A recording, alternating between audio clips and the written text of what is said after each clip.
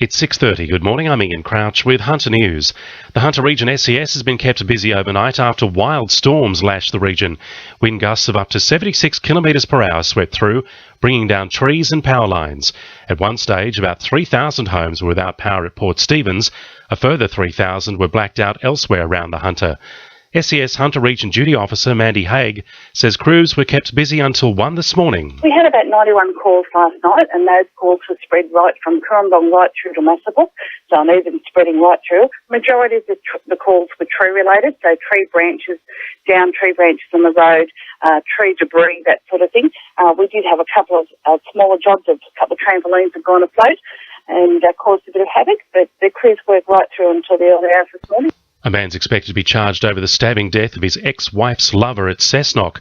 The 50-year-old is currently in the John Hunter Hospital, where he's recovering after allegedly crashing a car into the crime scene in Edgeworth Street early yesterday, in what appears to be a deliberate act. It's alleged he earlier stabbed 48-year-old Michael Mode to death in an act of jealousy. Police are searching for a prisoner who escaped from a minimum security section of Cessnock Jail. 25-year-old Blake Cunningham was last seen yesterday morning. He was briefly sighted in Verdelho Avenue at Mount View. Sonia Roberts from Police Headquarters has this description of the prisoner. He's described as being of Aboriginal or Torres Strait Islander appearance, around 167 centimetres tall, of slim build and with dark brown hair and brown eyes. He was last seen wearing green tracksuit pants and carrying a white T-shirt. We're warning the public not to approach Blake Cunningham if they do see him, but to contact 000 immediately. The Rural Fire Service is warning the hunters there's still a fire danger, even though summer has come to an end. Recent wet weather has resulted in a lot of bushland growth, creating the potential for fires as we head into the autumn months. The RFS says we need to be bushfire aware throughout the year. Young residents in the Lake Macquarie area are being advised not to follow the lay-down style skateboarding fad becoming popular among skateboarders. Council has received reports boarders are using steeper roads in the city to reach dangerous speeds, putting themselves and drivers at risk. Rangers manager Keith Stevenson is urging parents to discuss the dangers of skateboarding with their children. The message we're getting out, particularly to parents, is for their children or kids that have got a skateboard to make sure they ride it in a safe location.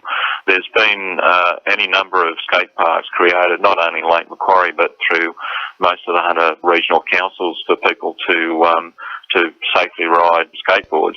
And Cessnock CBD upgrade is well underway, with Stage 3 starting today. Completion of Stage 1 and 2 of the upgrades included removing existing trees and gardens and replacing them with new landscaping on Vincent Street, while Stage 3 includes garden works, paving repairs and landscaping.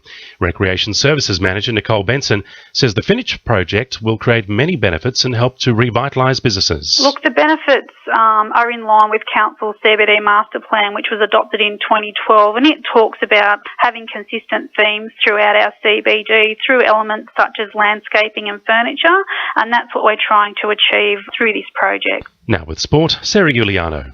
Newcastle Jets coach Phil Stubbins says the legitimacy of a shot in Saturday's 0-0 draw against the Central Coast Mariners shouldn't detract from the team's bravado.